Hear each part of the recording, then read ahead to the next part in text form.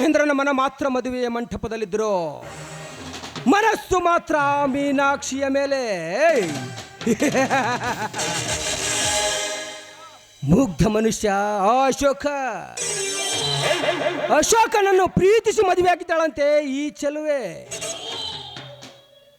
ಮೀನಾಕ್ಷಿ, ಏನಿಟ್ಟಿದ್ಯಾ ಅಶೋಕನ ಹತ್ರ? ಮೀನಾಕ್ಷಿ, ನಿನ್ನ ರಸಭರಿತಾದ ನಿನ್ನ ಹೆಣ್ಣೆಯನ್ನು ನೋಡಿದರೆ ನನ್ನಷ್ಟಕ್ಕೆ ನಾನೇ ಮರೆತು ಹೋಗ್ಬಿಟ್ಟಿದ್ದೇನೆ ಚಿನ್ನ. ರಂಭೆ, ಊರ್ವಶಿ, ಮೇಣಕಿಯರ ಸೊಬಗು ಸೌಂದರ್ಯವನ್ನೆಲ್ಲ ನಿನ್ನಲ್ಲೇ ಸೃಷ್ಟಿಸಿದ್ದಾನೆ ಆ ಬ್ರಹ್ಮ.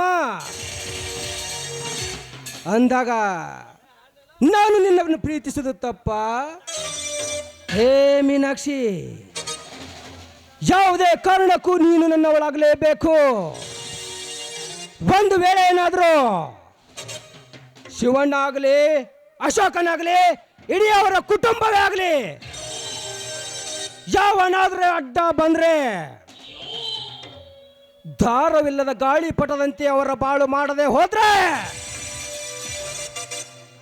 ನನ್ನ ಹೆಸರು ಮಹೇಂದ್ರನೇ ಅಲ್ಲ.